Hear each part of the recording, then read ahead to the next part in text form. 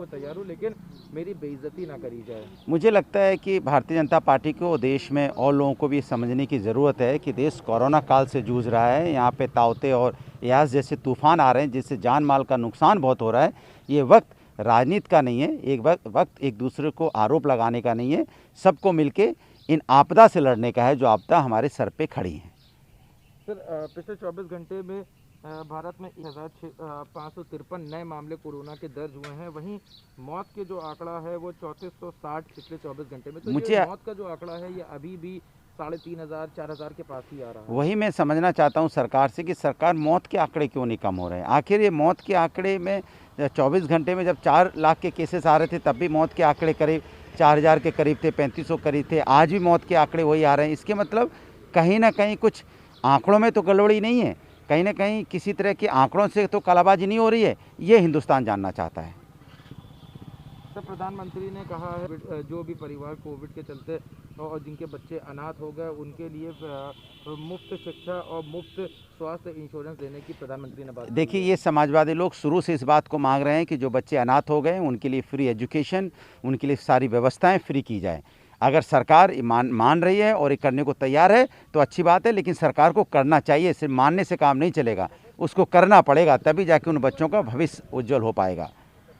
Sir, अभी कई लोगों ने वैक्सीनेशन पोर्टल जो है कोविन उसको सिक्योरिटी और उसके साइबर सिक्योरिटी को लेकर सवाल उठाए, जिसके ऊपर सरकार ने जवाब दिया है कि कोविन ऐप को हैक नहीं किया जाता है। वो एक OTP और कैप्चा बेस्ड ऐप है जिसको कोई भी सिक्योरिटी उसको बाईपास नहीं कर सकती। मैं समझा ही नहीं सवाल यार। बिल्कुल सरकार को इस चीज़ को सुनिश्चित करना चाहिए कि जिस तरह का वैक्सीनेशन की किसी की जो डाटा है किसी तरह का आउट ना हो पाए, किसी तरह का उसमें गोलमाल नहीं हो पाए, क्योंकि हेल्थ से रिलेटेड सिस्टम है। अगर मान लो इसमें कोई गड़बड़ी होगी तो वो दिक्कत का सामना करना पड़ेगा। तो सरकार इसको सुनिश्चित करे कि इस तरह में कोई गड़बड़ी हमारे हिंदुस्तान में नहीं होगी। सर, फोडा और जो federation of resident doctor association है उसने कहा है कि वो 1 जून को बाबा रामदेव के खिलाफ एक बड़ा प्रोटेस्ट करेंगे और उसे काला दिवस के तौर पे बनाएंगे। इससे पहले भी IMA ने भी FIR करने की बात कही थी और 1000 करोड़ के डिफेमेशन केस की बात कही थी IMA ने। देखिए, मैंने पहले ही बोला है, फिर बोलता हूँ, डॉक्टर्स ने हम लोगों की जो कोरोना काल में फ्रंट वॉरियर रहे हैं, उन्होंने अपनी ज़िंदगी दांव पे लगा के लोगों की ज़िंदगियां बचाई हैं।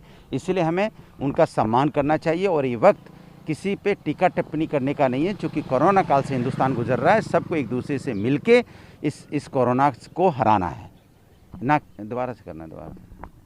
Federation of resident doctors association उसका कहना यह है कि जिस तरीके से बाबा रामदेव ने जो एलोपैथी पर इल्ज़ाम लगाया तो जो उसको लेके जो भ्रांति फैलाई थी उसको लेके वो 1 जून को एक बड़ा आंदोलन करेंगे, उसको काले दिवस के तौर पर बनाएंगे। और उन्होंने कहा कि जिस तरीके से एलोपैथी पूरे कोविड के टाइम पे लोगों को सर्व करती रही उसकी बेइज्जती करी है बाबा रामदेव। देखिए, इसमें कोई दो राय नहीं है कि डॉक्टर्स की मेहनत और डॉक्टर्स हमारे फ्रंट वॉरियर रहे हैं कोरोना में, उन्होंने लोगों की ज़िंदगियाँ बचाई हैं, इसलिए हमें उनका सम्मान करना चाहिए। और ये वक्त और कोई भी व्यक्ति अगर किसी तरह का बयानबाजी करता है, कोई वक्तव्य देता है तो बहुत सोच समझ के देना चाहिए। ये समय बयानबाजी का नहीं है, एक दूसरे के साथ मिलके कोरोना को हराने का है।